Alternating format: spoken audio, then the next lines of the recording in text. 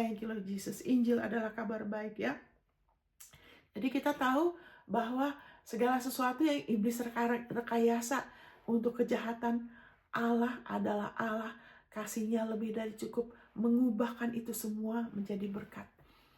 Walaupun ada tantangan, dengan kita terus percaya kepada Yesus dan kasih karunia-Nya, itu semua akan menjadi batu loncatan, akan menjadi berkat. Haleluya. Thank you Lord Jesus. Sama aja, iblis marah sekali waktu Allah menciptakan manusia. Dia iri, dia bohongin Hawa, dia bohongin Adam, dia curi itu, ya kan, otoritas manusia di bumi, ya kan, dia curi itu kelimpahan, di mana tidak ada kekurangan, orang gak usah berpeluh untuk cari nafkah, dia curi itu semua. Tapi haleluya, Tuhan mengubahkan jadi kebaikan. Sekarang kita sudah dijadikan satu dengan Kristus. Kita adalah tubuh Kristus. Yesus adalah kepala. Kita adalah tubuhnya. Tidak ada yang bisa memisahkan kita dari kasih Allah, dari kasih Bapa yang berada dalam Kristus. Wow. Itu sebabnya, ya kan, thank you Lord Jesus. Dengan saudara secara sederhana, haleluya, terima Yesus sebagai juru selamat. Saudara diselamatkan. Dari sini saudara terus beriman. Haleluya. Sehingga setiap pertentangan menjadi berkat. Dengan apa? Karena jiwa saudara semakin dirubahkan. Waktu saudara memilih untuk tidak kecewa, saudara berhak untuk kecewa mungkin. Seperti Yusuf. Ya kan? Orang bisa aja ada yang sudah berbuat jahat sama saudara, berbuat tidak adil sama saudara, mungkin menipu saudara, mungkin menyakiti, mungkin kurang kasih berkhianat sama saudara. Tapi puji Tuhan, Yusuf punya hak untuk sakit hati. Saudara mungkin punya hak buat sakit hati. Mungkin orang tua saudara suka memandang rupa. Ada orang tua yang begitu ya. Yang wah kalau anaknya berhasil, wah bagaimana, sekali bangga sekali sama si A. Tapi anaknya si B selalu kayaknya kurang suka, kurang mau menerima. Karena tidak berhasil seperti si A. Ada orang tua yang begitu. Ya kan? Sehingga menimbulkan apa? Kekecewaan di hati anak. Kenapa sih begitu? Ya kan? Jadi seperti ada sesuatu kekecewaan. Tapi hari ini Injil kabar baik, saudara. Segala pertentangan dalam hidupmu, segala sesuatu yang tidak baik dalam hidupmu, Allah sanggup dan Dia sudah sediakan jalan keluarnya sehingga menjadi kebaikan. Amin. Ingat, karya Kristus menjadikan kesalahan Adam sesuatu yang luar biasa. Karena sekarang kita sudah jadi satu sama Kristus. Dan Yesus Kristus adalah bagian dari kealahan. Dia adalah bagian dari Allah. Yesus mengatakan, aku dan Allah adalah satu. Amin. Dan Alkitab mengatakan ini mungkin nanti kalau kita lebih bertumbuh, saudara lebih bertumbuh. Kita sudah duduk bersama Kristus di sebelah kanan Allah Bapa di surga. Amin. Jauh lebih tinggi dari setiap nama, pemerintah, penguasaan, tiap-tiap nama yang dapat disebut. Bukan hanya di dunia ini saja, juga di dunia yang akan datang. Wow, tapi sebelum kita ke situ, mari kita lihat dulu yang lain-lain supaya kita semakin diteguhkan. Sehingga kita jadi orang-orang yang tidak takut. Orang-orang yang tidak pahit hati. Ya Yusuf, dia punya hak. Karena benar-benar dia diperlakukan dengan tidak benar kan. Masa dijual sama saudara sendiri? Amin, walaupun mereka bukan saudara yang full ya. Karena ibunya beda. Tapi kan dia benar-benar tidak adil untuk mereka begitu kan. Bukan hanya tidak adil. Tidak benar dan tidak baik. Amin, saudara. Dia salah apa? Dia tidak ada salah apa-apa loh sama saudaranya. Dia tidak berbuat apa-apa yang jahat. Nah dia mungkin suka ngadu, ya kan, sama papanya. Makanya papanya kirim tuh, kamu lihat saudara-saudaramu lagi ngapain. Terus kan dia bilang, oh nanti mereka lagi gini. Nanti papanya Yakub suruh saudara-saudara Yusuf, kamu gini. Mereka diam-diam rupanya suka melakukan yang lain. Itu sebabnya karena Yusuf itu taat sama bapaknya, dia kirim Yusuf. Jadi saudara-saudara kesel. Tukang ngadu. Tapi walaupun Yusuf ada kelemahan, saudaranya juga. Amin, saudara. Tapi Allah sanggup menjadikannya kebaikan. Allah bisa melihat loh semua orang. Dia tahu apa yang ada di dalam hati semua orang. Saudara. Kita nggak tahu. Makanya kita perlu Yesus. Kita perlu Dia. Amin. Kita hidup bergantung sama Dia. Dikatakan percayalah kepada Tuhan dengan segenap hati. Jangan bersandar sama pengertianmu sendiri. Karena banyak hal kita nggak tahu. Tapi Allah tahu, dan dia sudah tahu sebelum saudara-saudara Yusuf lahir, dia sudah tahu. Makanya dia sudah siapkan rencana, sehingga dari rencana itu segala tantangan, pertentangan dari orang, dari kejadian, dari iblis, atau dari kelemahan kita sendiri, Allah menjadikannya kebaikan yang luar biasa. Wow. Itu sebabnya izinkanlah hari ini, ya kan, kalau saudara ada kekecewaan atau apa, saudara datang sama Tuhan, saudara datang sama Yesus juga, serahkan itu semua. Ya kan, sebagai Bapak dia mengatakan, serahkan, di 1 Petrus 5 dikatakan, cast all your care, serahkan semua kekhawatiranmu sama dia, sebuah bebanmu, beban, kekhawatiran, sakit hati, ya kan, semua serahkan kepada dia, sebab dia yang memelihara engkau. Amin. Dan Yesus mengerti perasaan kita. Sebagai manusia, dia tahu apa itu dihianatin, karena dia pernah dihianatin. Amin, saudara. Dia tahu bagaimana dia dituduh. Ya kan, walaupun dia mengasihin ciptaan. Ya kan, Allah menciptakan manusia melalui Yesus. Karena Yesus itu firman Allah yang jadi manusia. Sebelum Allah menciptakan, dia berkata-kata, baru jadi. Ya kan? Jadi dia datang kepada ciptaannya, tapi mereka menuduh dia. Oh, dasar tukang pesta, tukang makan, ya kan, tukang minum anggur. Dia dituduh, bahkan dia dituduh dari bersebab. Bayangin saudara, dia datang untuk menyerahkan nyawanya, malahan dia dituduh, ya kan, dia dihakimin, dia mau dibunuh, saudara. Amin, saudara. Tapi itu semua tidak bisa mengalahkan kasih Allah yang besar. Kasih Allah yang ada dalam Yesus lebih besar dari semuanya. Allah adalah kasih. Dia tidak ada yang lebih besar dari Allah kita. Amin, saudara. Itu sebabnya kita bisa hidup dengan kelegaan. Kita bisa terus-menerus datang kepada firman-Nya. Salah satu yang tadi saya bacakan dari Roma 8 ayat 1, ayat 38. Kita teguhkan lagi dan kita mengucap syukur. Kita kembalikan, kita jadikan itu pribadi. Tidak ada yang memisahkan kita. Saya yakin, terima kasih Bapa. Haleluya, karena kasih-Mu yang besar, karena pengorbanan Yesus. Tidak ada lagi yang memisahkan kasih saya, kasih-Mu yang berada dalam Yesus. Saya bersyukur Bapa. Nah, saudara jadikan pribadi. Karena tidak ada yang lebih besar dari Dia. Kebutuhan saudara, kerinduan hati saudara, ketidakmampuan saudara. Ya kan, pertentangan itu mungkin saudara ada satu impian, kerinduan, tapi saudara dibatasin, kita dibatasin dengan sumber daya kita sebagai manusia. Ya kan, mungkin ada pendidikan, ada yang ada pendidikan, ada yang tidak. Mungkin ada yang punya sumber daya, mungkin ada yang tidak. Mungkin ada yang kurang dan sebagainya. Tapi puji Tuhan, segala itu yang menentang kita. Ya kan, dari dalam diri kita, dari luar. Tidak ada yang bisa memisahkan kita. Tidak ada yang bisa menghalangi kita. Dengan kita terus percaya kepada karya Kristus. Kasih Allah. Yesus adalah ungkapan kasih Allah yang sempurna untuk kita. Sehingga kita bisa dibenarkan, kita dapat kebenarannya Allah, kita dapat kelayakannya Yesus, kita dapat kekudusannya Allah sebagai hadiah. Sehingga kita bisa masuk ke tahta kasih karunia. Kita hidup bergaul dengan Dia. Amin. Kita bisa dilayakkan menerima warisan kita.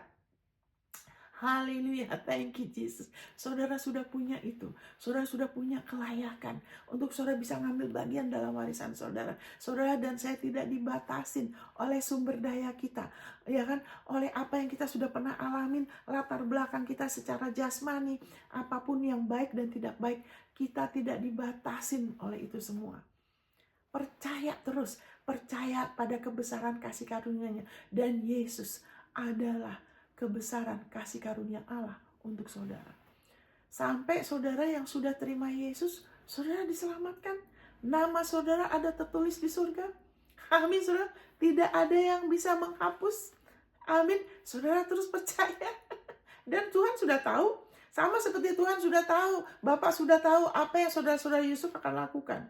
Bapak sudah tahu masalahnya Naomi. Karena Naomi dan keluarganya, mereka cari kepentingan mereka. Mereka meninggalkan Bethlehem, rumah roti untuk kepentingan mereka sendiri. Mereka pikir, wah bisa ngadepin, akhirnya kehilangan semuanya. Allah sudah tahu, tapi apakah Bapak menghukum mereka? Tidak. Dia taruh Ruth dalam hidupnya Naomi.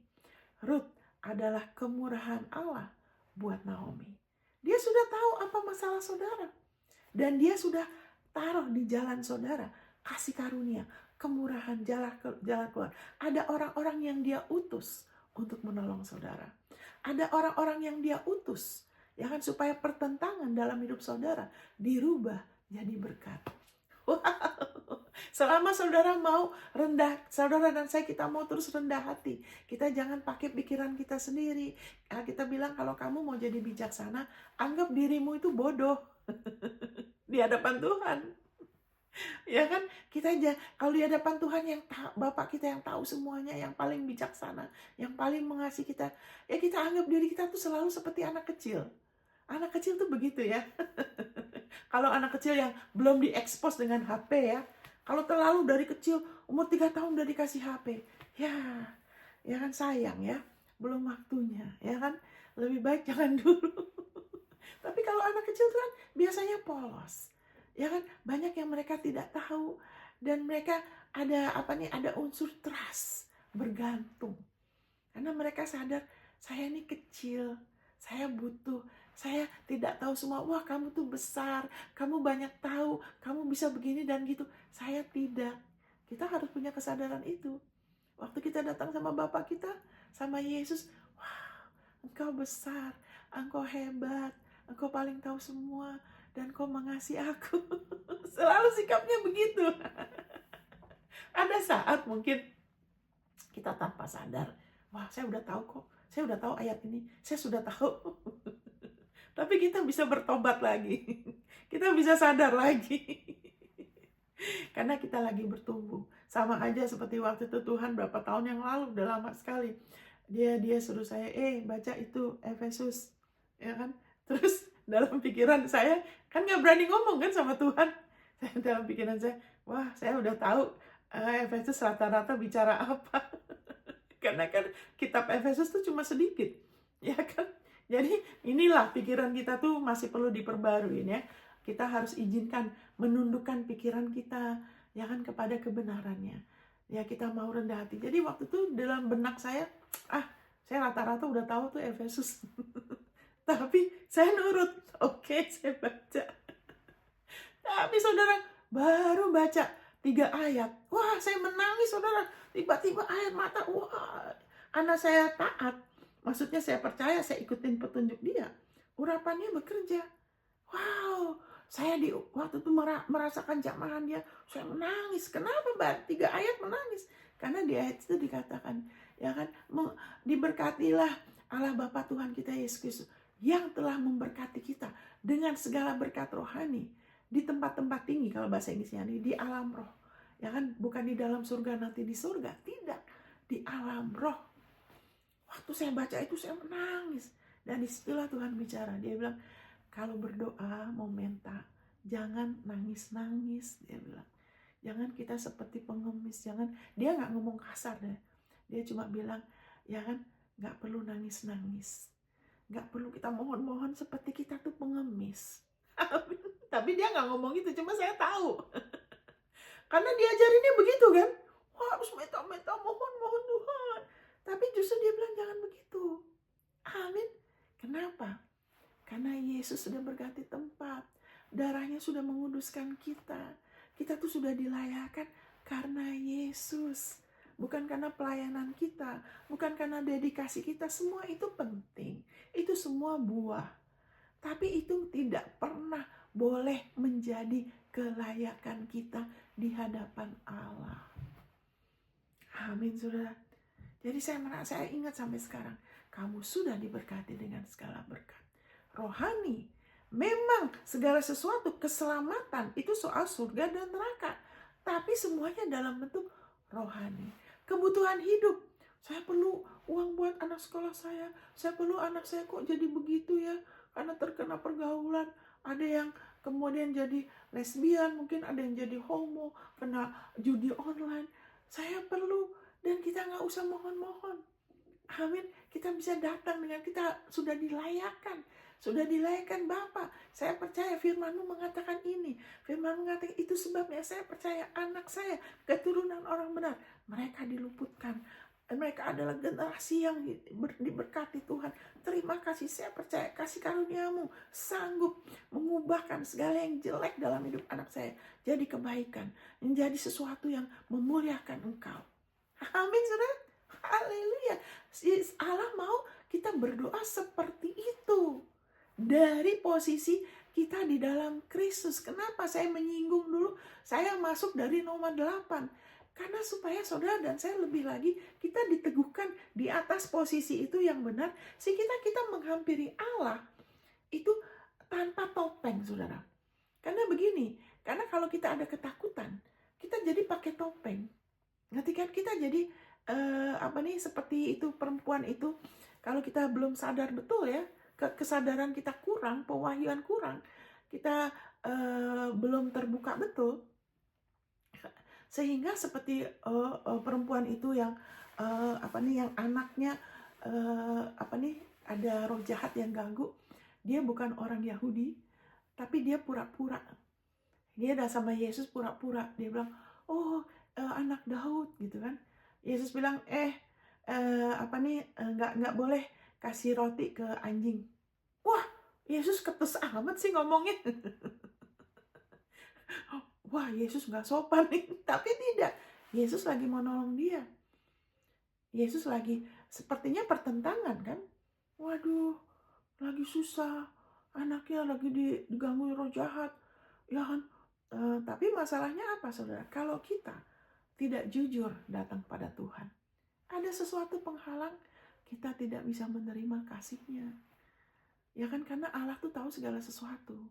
Ya kan, jadi perempuan ini, ya kan, kenapa dia punya masalah? Karena dia ada rasa takut. Makanya dia pura-pura. Rasa takut itu menjadikan seseorang itu jadi agamawi. Mengatakan ini itu seolah-olah Tuhan tidak tahu. Tuhan tahu semua. Tapi dia mengasihin.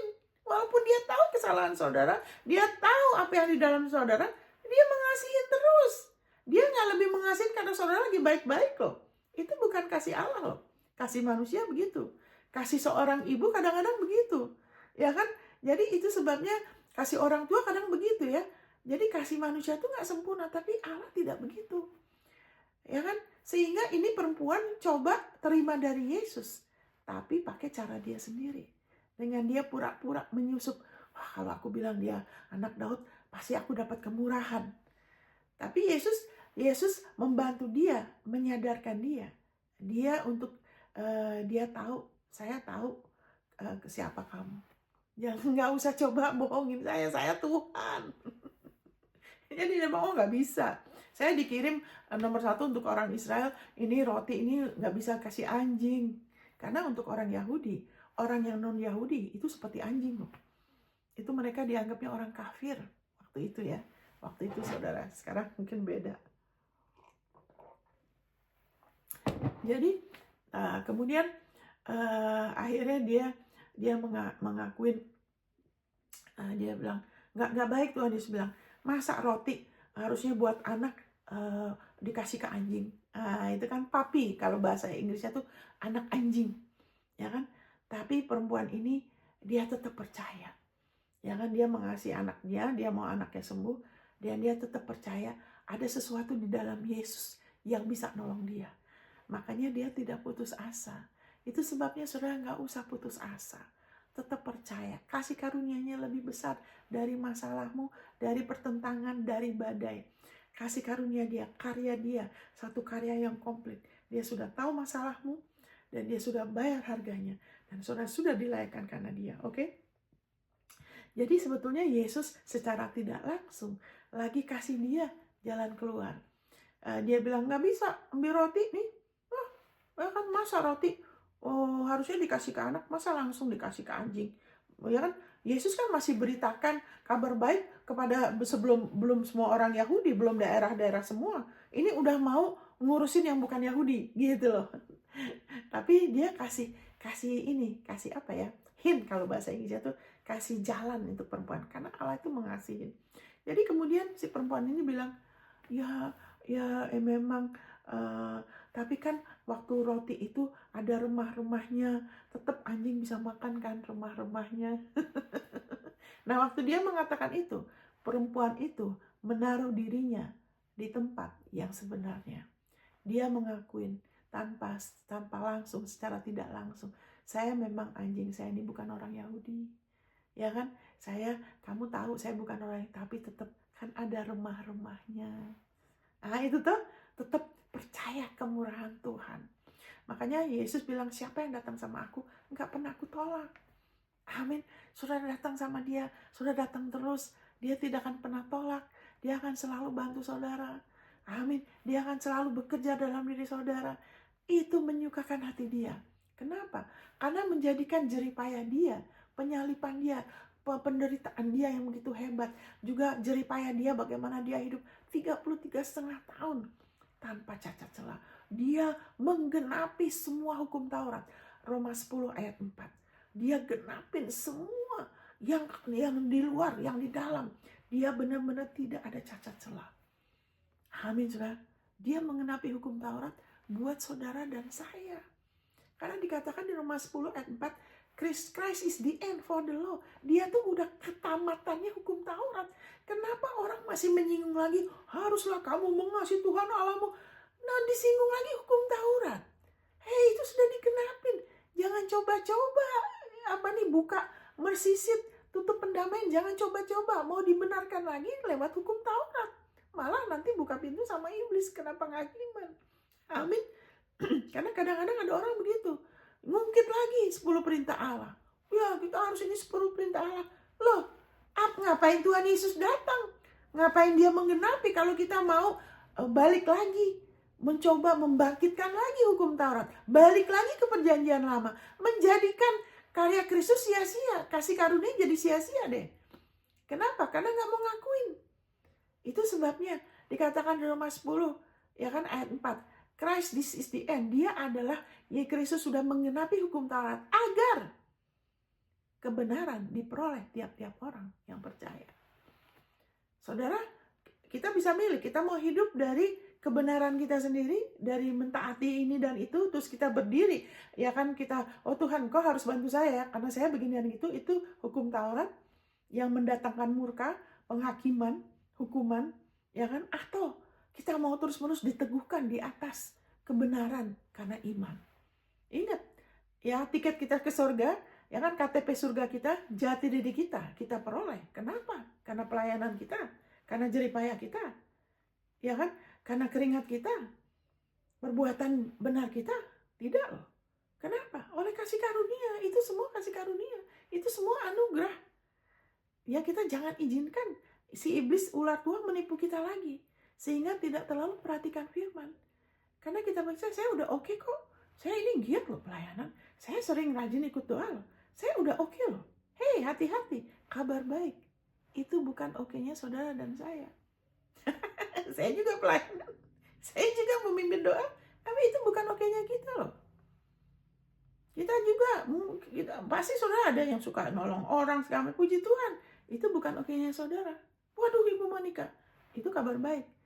Karena oke-nya kita adalah karena Yesus. Kita oke di hadapan Allah Bapa yang adalah hakim, yang ada 100% kudus. Kita oke selamanya karena darah Yesus adalah kekal. Kita oke selamanya karena Yesus telah menggenapi hukum Taurat buat kita. Dan kebenaran itu kita peroleh karena Dia. Wow. Itu sebabnya tinggikan perbuatannya Yesus. Gak usah tinggikan perbuatannya orang, suka ngomongin orang, ya kan, terlalu mencela atau meninggikan, wah orang ini, hehe, kalau bukan karena Yesus, gak bisa berbuat. Bisa sebaik-baiknya orang, puji Tuhan, kita menghormatin, tapi ingat, orang itu bisa melakukan yang baik, yang benar itu karena Yesus loh. Kalau tidak, kalau bukan karena Yesus, itu semua adalah apa? Itu hukum Taurat. Orang itu ditipu. Wah, saya kan ini baik, ya kan? Saya nggak perlu, orang itu mungkin orang berdosa. Kalau saya nggak terlalu berdosa kok. Apakah orang itu akan diselamatkan? No. Karena begitu besar kasih Allah kan dunia ini, dia menyerahkan putranya yang tunggal supaya setiap orang yang percaya tidak binasa, melainkan beroleh hidup kekal. Malahan sia-sialah iman kalau orang itu percaya. Dia baik, dia tidak terlalu berdosa, terus merasa dirinya bisa diterima. Karena itu tidak bisa, saudara. Ya kan? Amin, itu yang kita percaya ya. Jangan geser dari situ. Amin, saudara. Thank you Lord Jesus. Jadi Kristus sudah menggenapi hukum Taurat. Jadi balik lagi, ya kan? Kita perlu sadar posisi kita sehingga kita tidak datang berasumsi, ya kan, di hadapan Allah saat kita lagi butuh atau ada masalah pertentangan. Saya yakin karena saya udah begini-gini nih, pasti Allah harus membela saya. Karena saya udah berjasa, saya nih bisa jadi bisa enggak, saudara. Tapi kalau kita mau pasti selalu, karena firman itu konsisten, kita harus selalu diteguhkan lagi. Saya oke selamanya karena Yesus. Terima kasih Bapak kalau kita bisa melayani, kita bisa berbuat baik. Itu sesuatu yang persembahan yang harum, Tuhan bilang. Itu bukan kelayakan kita loh. Ya kan, kalau kita berbuat baik, ya kan, kita murah hati, nolong orang yang kadang orang itu mungkin gak layak, tetap kita baik. Ya kan, kita tetap mau bantu. Ya kan, itu semua kita bilang itu seperti sesuatu yang harum di hadapan Allah, apalagi kepada tubuh Kristus. Bahkan kalau kita tegur orang dalam kasih, itu sesuatu yang baik loh, kita bilang. Allah itu berkenan, itu persembahan, itu bukan jeripayah kelayakan. Saudara, kita harus tahu bedanya. Sehingga waktu kita bilang di 1 Korintus 31, 1 Korintus pasal 1 ayat 31. Barang siapa bermegah, baiklah ia bermegah di dalam Tuhan. Amin, bermegah di dalam Tuhan. Tuhan, terima kasih. Saya senang sekali. Saya bisa jadi berkat karena Engkau. Amin, haleluya. Terima kasih Bapak. Saya menabur yang baik, sekali waktu saya akan menuai. Tapi itu bukan kelayakan. Itu kalau kita berbuat baik, berbuat kasih ya, saudara, itu kekal. Itu buah yang kekal, saudara. Ya kan?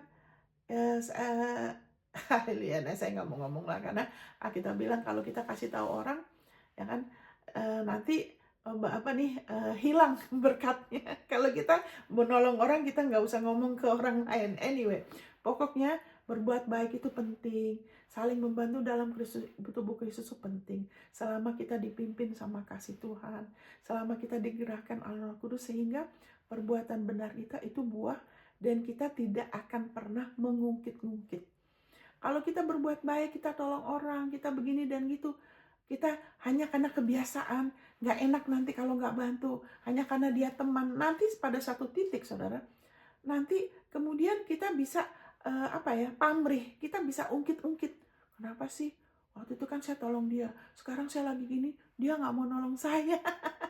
Itu bukan buah. Makanya kalau Tuhan tidak taruh di hati, tidak perlu.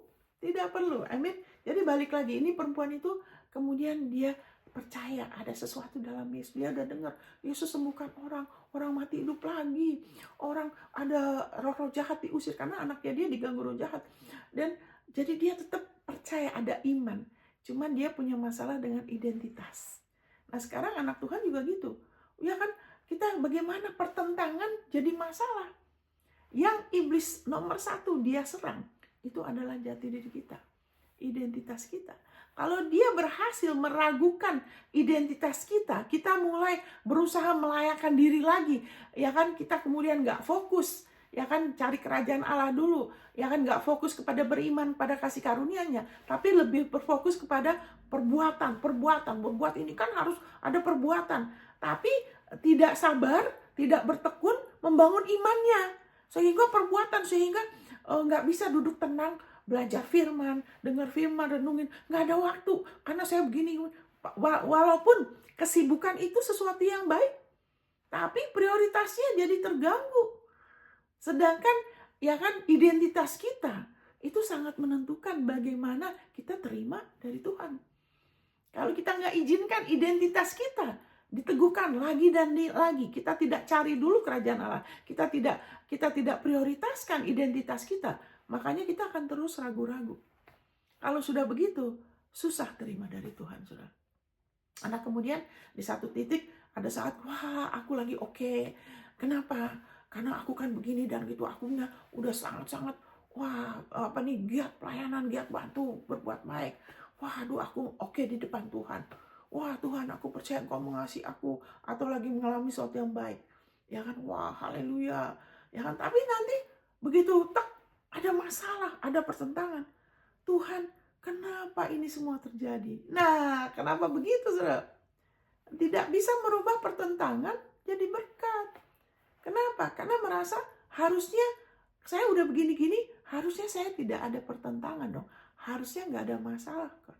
Kan saya udah benar, tanda kutip. Nah, inilah kebenaran hukum Taurat. Makanya perempuan itu, Yesus berusaha, Yesus menolong perempuan itu supaya dia tahu posisi dia. Allah tuh selalu mau bantu. Siapapun, bahkan orang bukan anak Tuhan pun dia akan bantu, saudara. Amin, saudara. Dan itu tidak susah loh. Waktu saya belum lahir baru di Jepang, saya di Jakarta. Saya tahu dia udah tolong saya habis coba bunuh diri yang kedua. Saya tahu Allah, Tuhan itu ada. Saya berusaha cari dia. Saya lagi, gimana ya, saya perlu uang untuk kuliah. Tapi Tuhan bantu saya. Masa saya dikasih ide, hei tuh kamu jual agar-agar. Ya kan? Saya dapat ide, saya bikin agar-agar gula Jawa, saya jualan, saya taruh di toko-toko. Itu nolong saya beberapa waktu. Saya belum lahir baru loh, tapi saya percaya Tuhan. Tapi saya belum lahir baru, itu aja dia bantu. Apalagi saudara. Haleluya, saudara punya warisan loh di dalam Kristus. Ya kan, jadi Tuhan Yesus selalu berusaha nolong siapapun yang datang sama dia. Dan dia nomor satu, mau untuk orang itu diselamatkan. Jadi kayak perempuan ini, ya Tuhan, tapi kan anak anjing itu makan remah-remah yang jatuh dari meja. Tuhan Yesus bilang apa? Hai perempuan, dia nggak bilang anakku. Kenapa? Karena dia bukan orang Yahudi. Amin. Kita tuh anak loh. Kita sekarang sudah anak. Kita bukan budak, saudara ya. Makanya tadi saya kasih kesaksian, Allah bilang jangan suka nangis-nangis, mohon-mohon seperti itu. Dia bilang, karena kita bukan budak. Amin. Kita bukan budak lagi. Ya kan? Ya kata dibilangin hamba Kristus. Iya, hamba Kristus dalam kita beroperasi. Kita hamba pengurapan. Kita hamba kebenaran. Dalam kita melayani, sikap kita seperti Yesus juga. Dia mengambil sikap seorang hamba. Dia gak datang mementingkan maunya dia. Ya kan, rencana dia enggak. Dia mengosongkan dirinya untuk dia terima dari Bapa. Kita juga gitu. Kita mengosongkan diri kita dalam arti kata, ya kan, kita serahkan agenda-agenda kita, kerinduan kita, keinginan kita kepada dia. Tuhan, Engkau aja yang atur. Sekarang Engkau mau saya apa? Itu sikap seorang hamba dalam melayani. Dalam kita melakukan kehendak dia. Baiklah kita bersikap seperti Yesus. Jangan kebiasaan apa-apa udah langsung ngomong ke orang, ngomong bahkan ke suami atau istri, anak, terus bikin rencana sendiri. Sudah gitu baru minta diberkatin. Bukan datang ke Tuhan dulu. Itu bukan sikap seorang hamba. Tapi seperti Yesus, dalam kita menghadapi hidup ini, baiklah kita sadar, saya gak bisa ngadepin sendiri. Bapak, Engkau Bapak saya. Haleluya, saya gak bisa. Saya mau, Engkau bagaimana? Kita nih ada liburan loh. Ada hari-hari di mana kita libur. Bagaimana Bapak? Menurut gimana? Kita tuh kok ada kerinduan mau kesini, gimana Bapak? Kita bawa ke dia. Kita kosongkan diri kita, apakah itu liburan atau pelayanan. Kadang-kadang orang tuh cuma tanya Tuhan soal pelayanan. Tapi yang lain-lain gak tanya. Bisnis juga. Wah, gini baru datang ke Tuhan minta diberkatin. Harusnya datang ke dia dulu, minta petunjuk dulu sebelum mulai bisnis. Harusnya begitu dulu, karena dia sudah ada strategi, sudah ada rencana, ada jalan keluar. Kalau saudara keliru, semuanya sudah komplit. Jadi kebiasaan orang tuh ngomong sama temen, ngelihat orang yang berhasil, tanda kutip secara materi, terus bikin gini-gini, baru ke Tuhan minta diberkatin. Itu bukan begitu, ya kan? Jadi itu bukan hamba Kristus, itu bukan hamba pengurapan. Tapi dia udah Bapak kita. Ya kan, Bapak, Engkau punya rencana, tunjukkan saya harus gimana. saya merasa ada bisnis ini, benar nggak Tuhan? Firman-Mu ngomong, Engkaulah hikmat saya, Yesus hikmat saya, terangi saya, tuntun saya. Dan kalau sudah gitu, nggak usah selalu doa-doa minta diberkatin.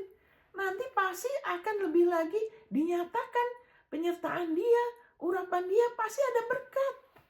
Amin. Akan ada tantangan. Tapi nggak masalah karena kita tahu dari awal dia yang tuntun. Itu belok sedikit ya. Kita bicara lagi kepada perempuan ini. Jadi pertentangan. Akhirnya balik lagi ke cerita itu ya, saudara. Jadi setelah itu Yesus memuji. Hai woman, dia bilang, perempuan, ya kan, besar imanmu katanya. Itu anak muda. Oke. Ya kan dia cuman perlu sedikit aja, nggak menyerah. Makanya dikatakan iman sebiji sesawi aja cukup. Karena yang hebat itu Allah kita. Yang hebat itu Tuhan Yesus. Karya dia yang hebat.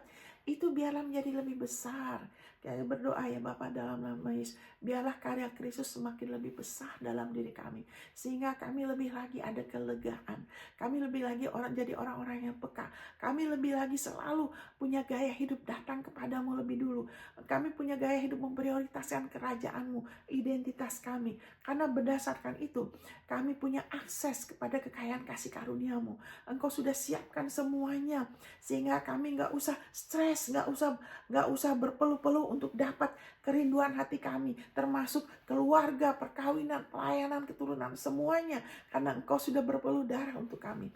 Terima kasih Bapa. Bukakan kami lebih lagi, bekerja di dalam diri kami, untuk kami punya minat. Bukan hanya berminat akan keberhasilan kami dan keluarga nomor satu, tapi berminat untuk mengenal Engkau, berminat untuk lebih lagi tahu apa yang Yesus sudah lakukan, sehingga lebih lagi kasih karunia-Mu mengalir dalam hidup kami. Dalam nama Yesus. Amin. Amin, sudah. Kita berdoa begitu ya, karena penting untuk kita lebih lagi sadar bahwa apapun, termasuk pertentangan atau apapun yang kita hadapin, itu harusnya tidak berat. Tidak berat loh. Sama seperti kita terima keselamatan. Tidak berat dan tidak rumit. Mungkin di luar tantangannya bisa besar. Abraham juga gitu kan. Waduh, dia masuk ke satu tempat, ya kan? Dia takut jangan sampai mereka ngambil istriku. Terus dia dibunuh. Itu kan tantangannya besar kan? Tapi apakah Abraham pernah mengalami bencana? Karena firman Tuhan bilang di Galatia 3 ayat 29, kalau kamu adalah milik Kristus dan saudara sudah percaya saudara milik Kristus loh. Maka kamu adalah keturunan Abraham. Dan kamu, kalau bahasa Indonesianya berhak atas semua janji Allah. Kalau bahasa Inggrisnya lebih akurat karena sesuai konteks ya. Kamu adalah ahli waris menurut janji. Saudara tuh ahli waris loh. Ahli waris Allah loh. Ya kan, Galatia 4. Kamu bukan lagi budak, tapi anak. Kamu bukan lagi hamba di hadapan Allah. Kamu tuh anak. Kalau kamu anak, kenapa kamu tuh sudah dikasih roh, ya kan, yang menolong kamu bekerja untuk menyebut Allah tuh Abba, Bapa, bukan Yahweh, tapi Abba, Bapa, ya kan? Dan kalau kamu anak, kamu adalah ahli waris, amin, oleh Allah. His heir, God, his heir ya, bahasa Inggrisnya heir, H-E-I-R, heir of God, ahli waris Allah. Wow, itu kadang-kadang kalau kita baca itu kayak udah melebihi sesuatu yang sangat muluk. Tapi percaya aja dulu, haleluya, sama seperti Abraham, ya kan? Memang tidak susah seperti keselamatan kan, kita cuma dengar, kita percaya, dan kita ngaku. Banyak anak Tuhan kurang mau ngaku firman, lebih banyak ngaku firman. Amin, haleluya. Thank you Lord Jesus. Jadi haleluya, thank you Lord Jesus. Jadi tidak rumit, walaupun dari luar tuh sepertinya besar, tapi waktu kita mau lebih prioritaskan, pakai waktu pribadi, kita lebih mau ada minat, Yesus bikin apa, kita lebih memperhatikan firman-Nya. Kita jangan mengambil firman itu pakai pikiran otak kita, tapi dengan hati. Iman tuh ada di hati. Karena kadang dikatakan di Ibrani 4, kalau orang itu beberapa orang firman-Nya tidak bekerja. Kenapa? Karena tidak dicampur dengan iman. Tidak pendengaran iman. Jadi kalau dengar begini, seperti informasi aja. Oh iya, saya udah tahu, saya ngerti. Tapi hatinya tidak terbuka. Tidak siap untuk tangkap. Tidak siap untuk berubah. Ya kan? Tapi kalau kita datang dengan hati, ya kan? Kita mau lagi dengar. Amin. Waktu itu dikatakan, amin, kita terima lagi. Karena udah tahu ayatnya, udah beratusan kali dengar, tapi tiap kali, amin. Itu dengar apa? Dengan iman. Tapi kalau orang dengar cuma pikiran, saya udah tahu kok, saya udah hafal kok. Nah, itu tidak dengar dengan iman. Nanti firman-Nya tidak memberi efek loh. Nanti saudara bisa rasa kering, kurang damai. Kenapa? Karena cuma lewat aja. Tapi kalau kita mau, karena firman Allah itu hidup, aktif, dan tajam. Kalau kita terima dengan iman, itu firman itu bekerja. Kita mulai melihat hal-hal yang kita tidak lihat sebelumnya. Oh, ternyata begitu. Waktu saya bukan cuma baca firman, saya udah tahu nih, saya sudah diberkati dengan segala berkat dan bla bla bla bla. Tapi waktu saya baca, saya sudah diberkati dengan hati terbuka, hati yang siap menerima. Wow, saya nggak usah mohon-mohon seperti pengemis. Saya nih, kita ahli warisnya dia, kita anaknya dia. Wow, segala yang Bapak miliki, Yesus bilang aku miliki.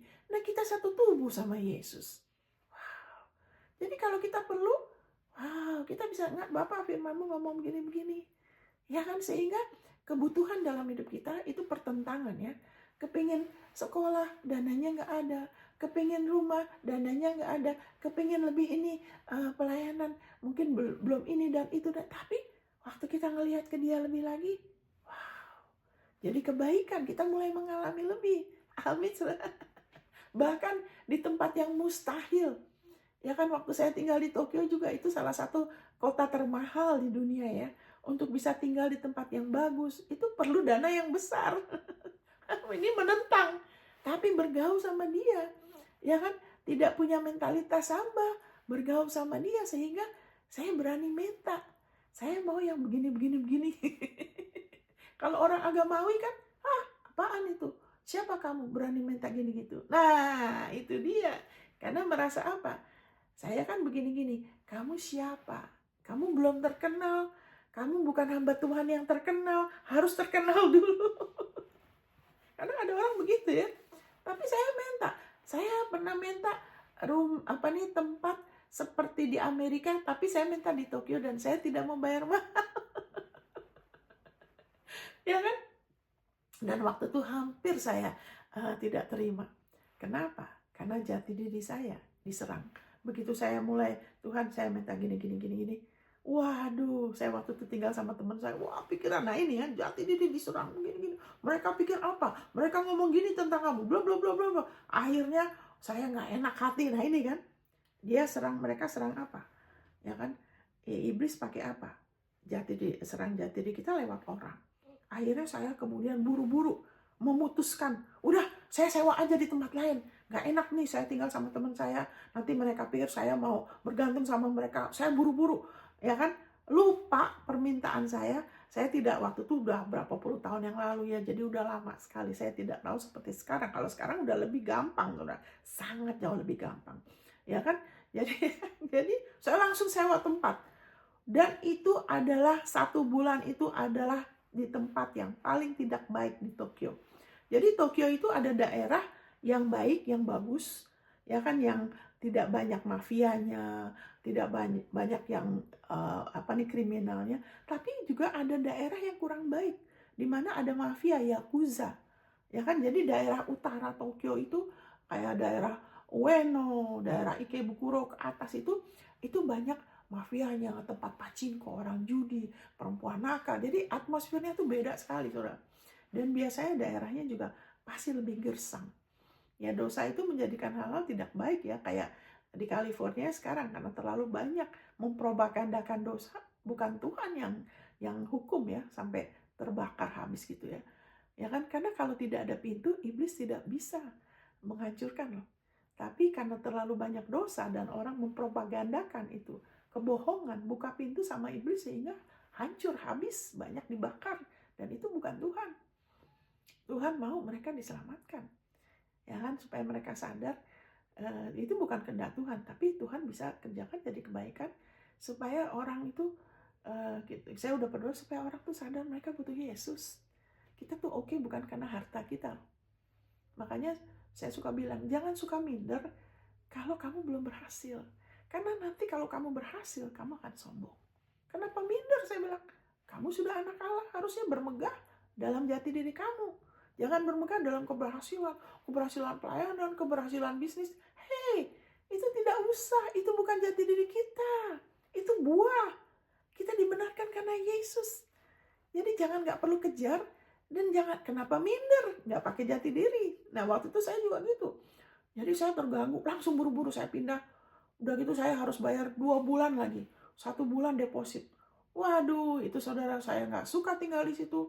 Walaupun saya di satu rumah itu orangnya mau dapat banyak uang kan, jadi dibikin sekat-sekat. Saya tuh kamarnya sendiri, saya nggak mau sama yang lain. Yang lain tuh banyak orang dari China ya. Satu kamar tuh banyak mereka ya. Jadi mereka kejar uang kan. Jadi kalau kerja tuh pulangnya tuh jam 3 pagi, jam 2 pagi. Kerja ini ngumpulin uang gitu kan. Saya kan cuma sendiri di kamar itu ya. Di satu kamar sendiri, saya sewa sendiri. Tapi kalau mereka, wah banyak orang untuk ngirit rupanya. Masalahnya gini, pulang jam 3 pagi, berisik. Saya marah berapa kali, saya tembok, diam, saya bilang udah jam 3 pagi. Terus kadang tidur diganggu roh jahat, saya nggak damai. Kenapa? Karena saya minta, ya kan, sama Tuhan sesuatu, tapi ada pertentangan. Dan yang iblis, dia tahu kelemahan kita, yang dia sasarkan itu jati diri saya. Orang pikir apa waktu itu saya tinggal sama teman saya? Mungkin dia nggak suka, mungkin begini, nah gitu kan. Jadi kemudian waktu itu saya marah, saya bilang, Tuhan, saya percaya Engkau sanggup taruh saya di tempat yang seharusnya. Saya sadar harusnya saya nggak di situ, nggak pernah tinggal di daerah yang tidak bagus, saudara. Itu cuman satu-satunya saat waktu saya tidak kembali kepada Yesus yang adalah jati diri saya. Waktu saya tidak lupa Yesus bikin apa, lebih membiarkan perkataan orang, ya kan, penilaian orang itu sebagai oke-nya saya. Jadi terganggu, ya kan. Akhirnya saya waktu itu marah, saya ngomong itu sama iblis, saya bilang, saya percaya Kau sanggup, ya kan. Ya saya nggak marah sama Tuhan karena saya tahu masalahnya bukan di Tuhan. Nah kemudian, perhatikan, setelah saya ngomong begitu, itu Tuhan kasih kemurahan ya. Saya kan gereja ya kan. Terus biasanya bagian doa, pimpin doa, biasanya kita keluar makan sama-sama kan hari Minggu. Hari itu enggak, saya mau cepat-cepat pulang karena saya ada kebutuhan. Gitu loh. Saya nggak mau bersekutu sama yang lain. Nah ini kan kalau lagi fokus sama diri sendiri jadi begitu. Terus saya langsung pulang. Saya mau berdoa lagi. Nah waktu saya mau berdoa lagi, ya kan tuh ya, karena saya punya gaya hidup, saya suka bergaul sama dia. Jadi waktu saya mau berdoa lagi, Tuhan jamah saya, dia bilang gini, kan saya udah berdoa. Jadi kita belajar kalau kita berdoa, kita jangan seperti orang yang tidak mengenal dia. Ulang. Kalau ada beberapa hal yang kita bisa minta terus ya, Tuhan berikan aku roh hikmat dan wahyu, nggak apa-apa kita minta lagi. Kenapa? Karena kita nggak bisa terima semuanya dalam satu hari. Kita bisa minta lagi, Tuhan beri aku lagi ya roh hikmat dan bukakan aku mengenai ini. Nanti kita, it's okay. Karena kapasitas kita untuk menerima kan harus perlu bertambah. Tapi kalau kita udah minta sesuatu, kita jangan punya kepercayaan yang keliru seolah-olah kalau kita sering-sering minta baru dia kasih. Itu bukan begitu perjanjian baru. Dia tidak kasih kita karena seperti perempuan ini. Ya perempuan itu kan mohon-mohon, tapi dia bukan anak Allah. Kita anak Allah. Kalau kita sudah minta sekali ada dari firman-Nya, selanjutnya kita pelihara firman-Nya, kita mengucap syukur, kita bersekutu. Kadang mungkin Tuhan pimpin kita perlu berbahasa loh, kita perlu perjamuan, ada tuntunan. Tapi yang kita perlu tuh firman-Nya kita pegang dan kita bersekutu aja. Jangan minta-minta lagi seperti doa kita dulu nggak bekerja. Itu yang saya lakukan. Waktu saya mau berdoa lagi, Tuhan stop saya, dia ingatkan saya. Dia bilang begini, bagaimana sikap kamu kalau doa kamu tuh udah dijawab? Jangan terus bersikap seolah-olah Tuhan belum dengar kita. Makanya doa jadi capek begitu kan? Ya kan seperti orang, ya bukan, aku tidak dengar karena banyak ya kata-kata kamu. Karena kamu tuh minta-minta, memohon-mohon, baru akhirnya aku kasih. Tuhan tidak begitu. Dia sudah ada warisan untuk kita. Dia mau kita datang sama dia minta Tuhan berdasarkan firman, udah kita terima aja. Jadi waktu itu dia bilang, bagaimana sikap kamu kalau doamu tuh udah dijawab? Jangan terus-menerus cari aku seperti aku belum kasih. Itu tuh.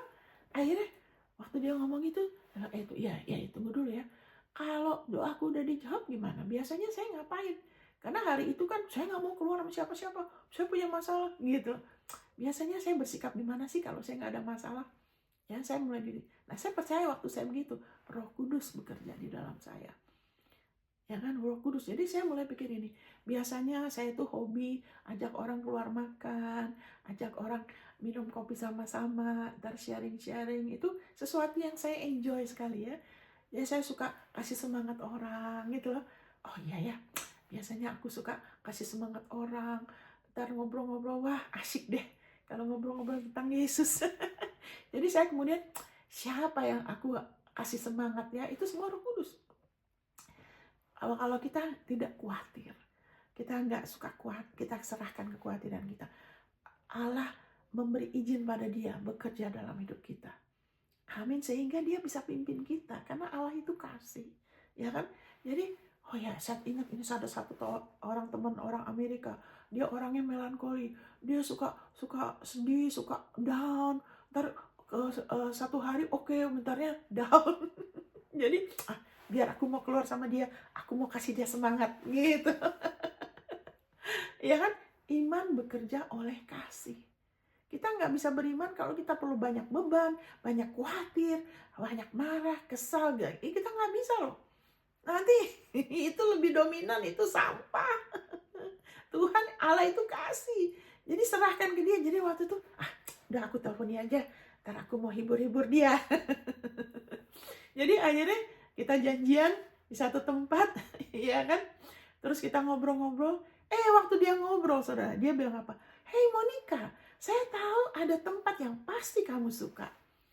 Ini tempat begini-begini. Saudara tahu nggak? Itu tempat adalah apa yang saya minta dari Bapak.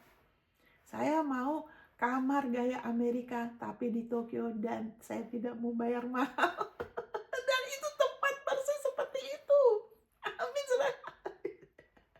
Itu salah satu yang the best. Ya kan, tempat tinggal saya yang the best di Tokyo. Karena benar-benar nggak seperti, karena di Jepang itu biasanya kecil-kecil ruangannya, saudara. Udah gitu dingin, bawahnya tatami ya kan, dari jerami itu yang dianyam dari, ya kan, kalau ya kan tatami itu ya kan.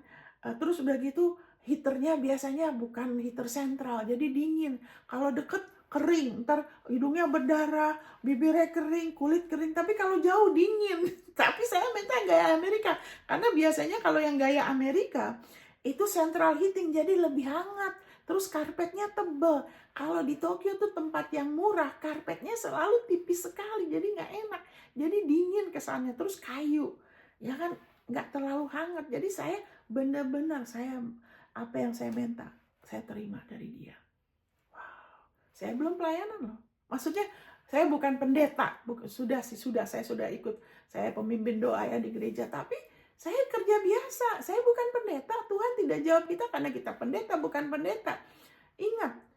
Ingat jati diri kita. Pertentangan apapun nggak masalah, selama kita terus diteguhkan, terus meneguhkan diri kita lagi dan lagi, jati diri kita. Ya sempat tertunda, tapi akhirnya tetap saya terima, saudara. Dan di Tokyo itu kalau kita mau sewa apartemen atau apa, harus siap 6 bulan loh. Ya kan, ada deposit 2 bulan, ada kimane namanya untuk kunci, ada 1 bulan untuk ini, 1 bulan, apalagi yang paling sedikit 6 bulan, saudara. Saya nggak mau bayar itu. Jadi saya nggak perlu bayar itu. Dan itu adalah tempat yang dibangun seperti gaya Amerika, yang dimiliki oleh Yayasan Baptis Amerika. Mana saya tahu di Tokyo yang berjutaan tempat kamar, mana bisa cari seperti itu. Tapi Allah tahu. Itu sebabnya mari kita lebih kenal Yesus bikin apa. Mari kita lebih lagi ngerti jati diri kita. Nah, semua jadi kebaikan. Amin. Ya, saya sempat 1 bulan ya kan keluar pakai kekuatan sendiri karena sempat emosi dan sebagainya, tapi semuanya tetap, kenapa? Tidak menyerah, saudara. Amin. Segala pertentangan dalam hidup kita, Allah sudah tahu, Dia sudah siapkan jalan keluarnya. Dia akan balikan jadi kebaikan.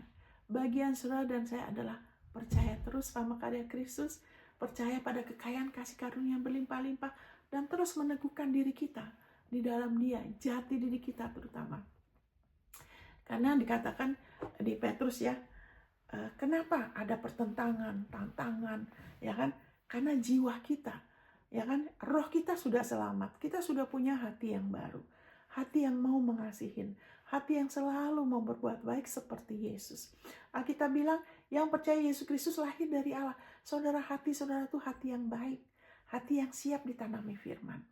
Jangan izinkan hatimu penuh dengan sampah, perkataan orang, ya, perlakuan orang, penerimaan orang, ya kan, kejadian. Jangan biarkan hatimu dipuaskan dengan firman-Nya.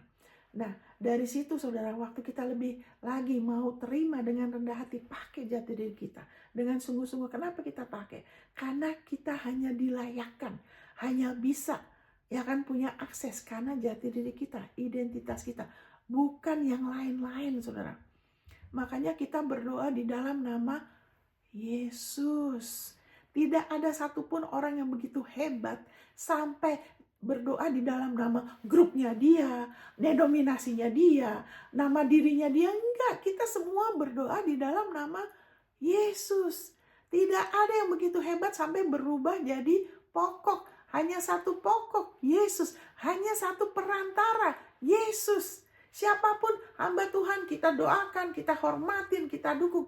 Tapi hamba Tuhan itu semua adalah carang yang menolong kita bertumbuh. Jangan jadikan perantara, mereka bukan pokok.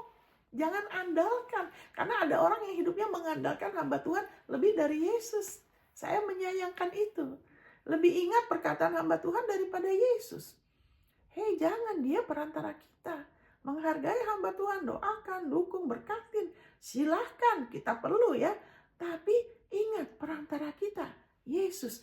Nah gini, kita sudah ada roh yang baru, yang seperti Yesus, anak Allah.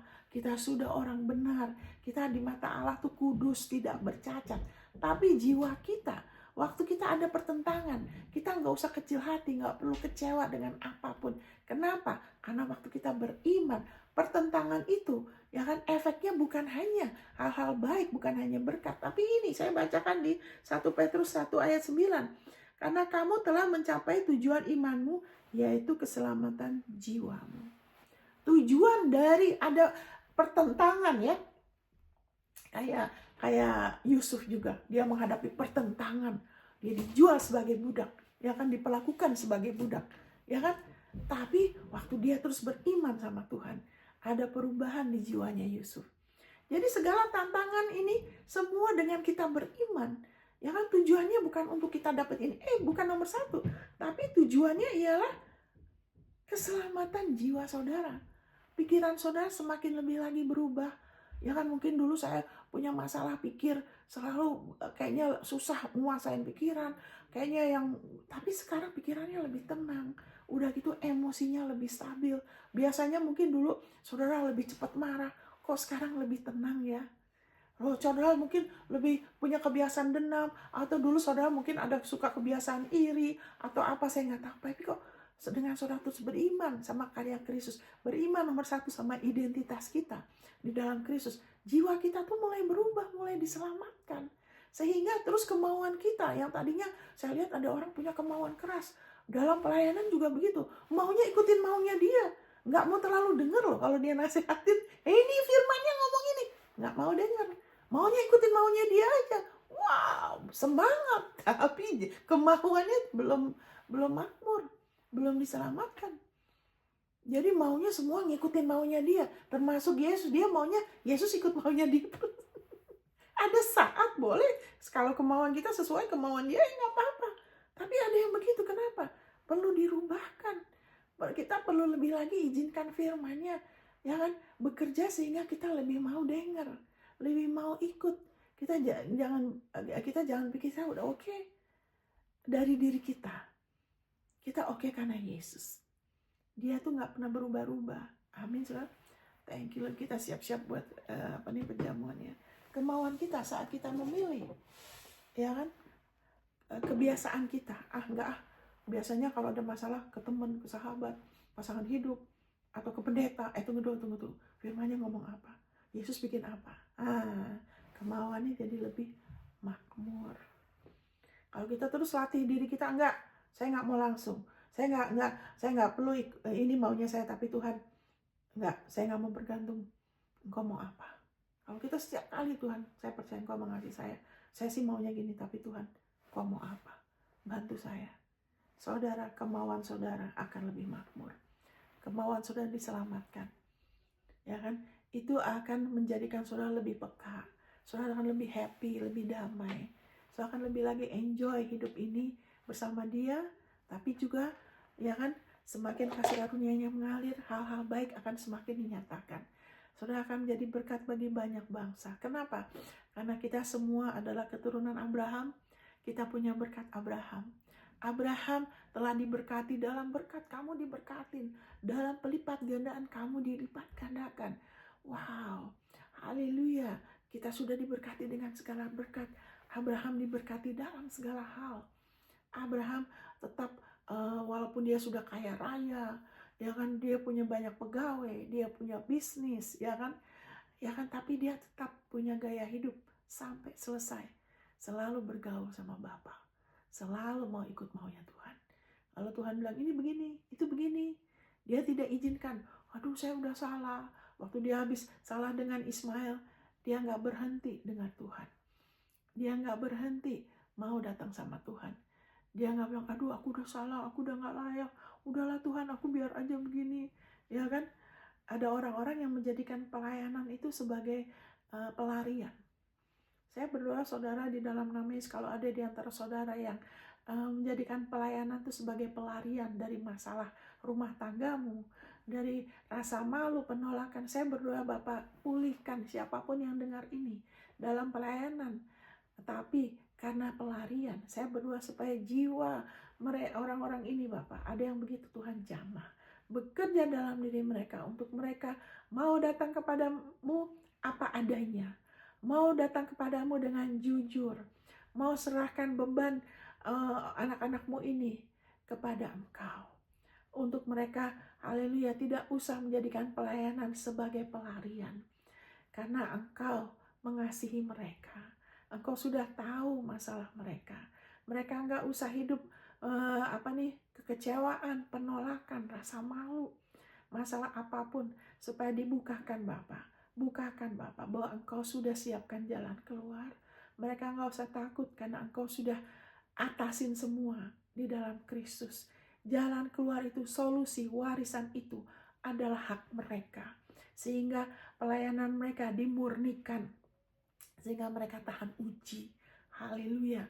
Mereka melayani dari hati nurani yang damai. Mereka melayani dengan tulus untuk enjoy Engkau, bukan untuk pelarian, bukan untuk dibenarkan, bukan jati diri mereka, tapi mereka boleh melayani dengan enjoy, menikmati kasih-Mu. Jiwa mereka lebih lagi dipulihkan, juga perkawinan mereka dipulihkan, hubungan dengan yang lain dipulihkan, dan yang terbaik jadi Bapa atas anak-anak-Mu ini dalam nama Yesus. Amin. Amin, saudara. Haleluya. Jadi pertentangan, haleluya, waktu kita setiap kali datang sama Dia, jiwa kita diselamatkan, dan kita akan semakin makmur jiwa kita. Kita semakin lagi dimerdekakan dari godaan, kebiasaan buruk, termasuk dosa, keterikatan kepada obat-obatan, apapun yang tidak baik. Jiwa kita dipulihkan. Amin, saudara, dari dalam keluar. Nanti juga ada perubahan lebih lagi dalam hidup kita. Mari kita ingat Yesus.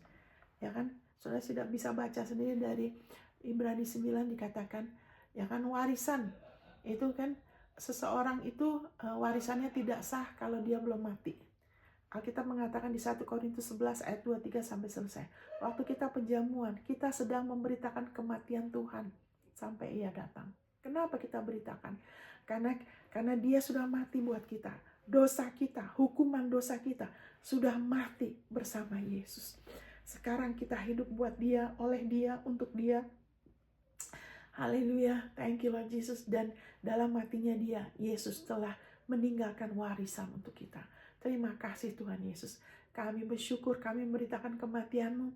Kami bersyukur, kami memegang roti ini adalah tubuh-Mu yang sudah diserahkan untuk kami. Terima kasih karena Engkau segala ganjaran, hukuman dosa, penolakan Allah terhadap kami sudah mati bersama Engkau. Disalib semuanya sudah dibayar lunas. Terima kasih Tuhan Yesus. Sekarang karena jasa-Mu, Allah tidak akan pernah meninggalkan kami. Allah selalu menyertai kami.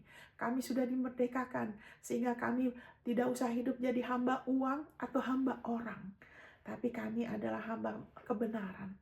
Haleluya, kami adalah hamba Kristus. Engkaulah pemimpin hidup kami. Karena semuanya Engkau sudah wariskan. Yang terbaik adalah bagian kami karena Engkau Tuhan Yesus. Terima kasih.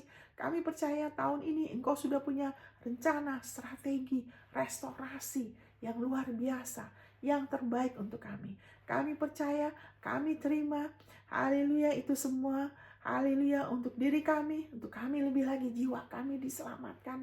Kemauan, pikiran, emosi kami lebih lagi diselamatkan, dijadikan utuh, dijadikan makmur. Haleluya. Haleluya, haleluya. Jadi perkawinan kami juga dipulihkan. Haleluya, anggur yang tawar dijadikan anggur yang manis. Juga ada keharmonisan di rumah tangga kami. Ada kesatuan yang dari Engkau di dalam rumah tangga kami, di dalam pelayanan, kesatuan yang dari Engkau. Haleluya, bukan maunya orang, bukan maunya kepentingan yang lain, tapi yang Engkau sesuai dengan kehendak-Mu dalam bisnis. Kami bersyukur, terima kasih Tuhan Yesus. Dan Kau menjadikan kami berkat bagi banyak bangsa. Terima kasih, segala kemuliaan bagi nama-Mu. Dan kami juga percaya oleh bilur-bilur-Mu kami sudah disembuhkan. Kami sudah ditebus dari proses kemerosotan. Walau usia kami bertambah, kami bisa tetap segar, sehat, kuat sampai selesai. Karena Engkau adalah kebenaran kami. Proses penuaan itu dihentikan dalam nama Yesus. Haleluya. Kami tidak akan sakit-sakitan, kami tetap sehat, kuat sampai selesai, tetap segar untuk memberitakan bahwa Engkau adalah benar, tidak ada ketidakbenaran di dalam Engkau. Terima kasih Tuhan Yesus, kami terima tubuh-Mu dalam nama Yesus. Amin. Mari kita terima saudara.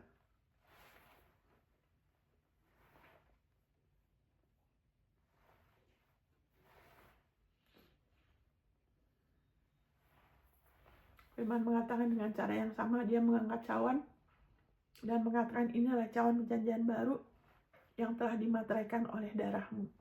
Perjanjian baru, bukan lagi perjanjian yang di bawah Musa, bukan lagi hukum Taurat, tapi perjanjian baru. Terima kasih Tuhan Yesus, karena darah-Mu kami sudah dijadikan keturunan Abraham, karena kami diselamatkan bukan oleh hukum Taurat, oleh ketaatan kami sendiri, tapi kami telah diselamatkan oleh karena darah-Mu, oleh karena kasih karunia-Mu. Demikian juga segala kerinduan hati kami untuk keluarga kami, untuk anak, bisnis, haleluya, pelayanan, itu adalah warisan. Terima kasih, itu adalah anugerah. Kami terima dengan iman yang terbaik tahun ini oleh karena darah-Mu. Kami sudah dilayakkan satu kali selamanya. Kami sudah dikuduskan. Kami sudah dipisahkan dari virus, bakteri, pandemi, inflasi, kekeringan, musim kekeringan. Kami bersyukur oleh karena darah-Mu, segala kebutuhan kami dipenuhi menurut kekayaan kemuliaan-Mu dalam Kristus Yesus. Kami bersyukur segala berkat-berkat-Mu adalah ya dan amin. Kami sudah dijadikan keturunan Abraham. Terima kasih Tuhan Yesus. Engkau menjadikan kami berlimpah dan Engkau menjadikan kami berkat banyak bangsa. Terima kasih Tuhan. Sebentar ya, saya mau minum dulu. Bentar. Terima kasih Tuhan Yesus. Kau menyebabkan kami semua dan keluarga kami berada tempat-tempat yang tepat pada saat yang tepat. Thank you Lord Jesus. Terima kasih Tuhan. Bentar, bentar.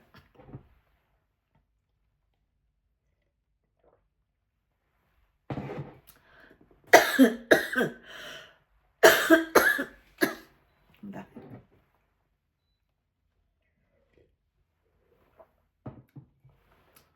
Sorry tadi rotinya kering, tapi sudah oke. Ini penting sekali saudara ya. Saudara, di dalam nama Yesus kita percaya darah Yesus melindungi kita dengan sempurna dari bencana, dari bakteri, dari semuanya, termasuk keracunan makanan, juga dari orang-orang yang tidak kau utus, yang bukan bagian dalam rencanamu untuk kami. Engkau pisahkan kami, kau lindungi kami dari segala komitmen yang bukan dari Engkau. Dalam nama Yesus, kami percaya Tuhan Yesus.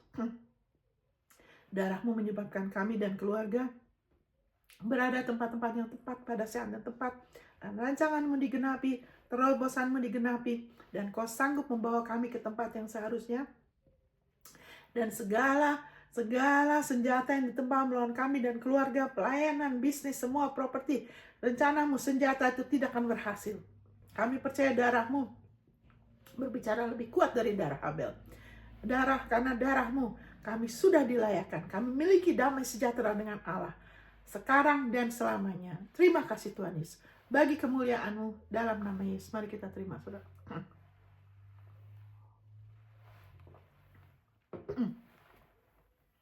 Terima kasih Tuhan Yesus. Engkau yang telah menghidupkan kami kembali. Engkau akan terus menghidupkan kami lebih lagi dengan hidup-Mu. Segala kemuliaan bagi nama-Mu. Dalam nama Yesus. Amin. Amin saudara. Haleluya. Puji Tuhan. Tuhan memberkati. Sampai di episode berikut. God bless.